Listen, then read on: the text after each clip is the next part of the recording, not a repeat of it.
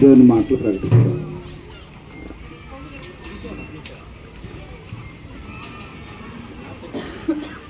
Happy తీస్తున్నా.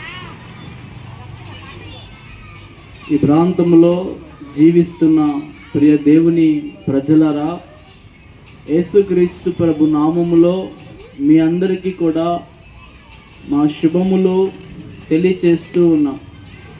ఈ దినమున ఈ సాయంకాల సమయంలో మీ ఎదుటకు మేము రావడానికి ఈ వారమంతా కూడా దైవజనుడు ఎంతగానో ప్రార్థన చేశాడు.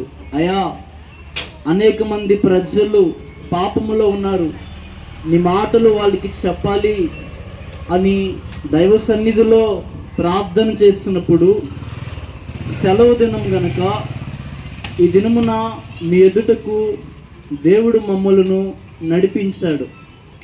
అయితే ఈ సాయంకాల సమయంలో మీ ఎదుటకు మేము రావడానికి ప్రధాన కారణం, మానవుడు ఏ పాపమును బట్టి దేవునికి దూరంగా జీవిస్తున్నాడో, ప్రతి మానవుడు కూడా ఏ అలవాటును బట్టి దేవునికి దగ్గర అవ్వలేకపోతున్నాడో, ప్రతి మనిషిని కూడా ఆయన దగ్గరికి చేర్చుకున్నట్టుకు పరిపూర్ణమైన మానవుడిగా ఆయన ఈ లోకమునకు వచ్చి, ఈ లోకములో ప్రతి మనిషి కోసం జీవిస్తున్న, ఊపిరి తీసుకుంటున్న ప్రతి మనిషి కోసం, మనిషి చేస్తున్న ప్రతి ఒక్క పాపమును ఆయన మీద వేసుకొని ఆయన ప్రతి ఒక్కరి కొరకు కూడా ఆయన మరణించాడు.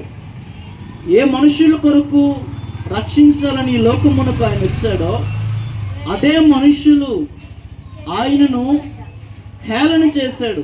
నీవు దేవుని కుమారుడువా గా ఆయనను మాట్లాడాడు.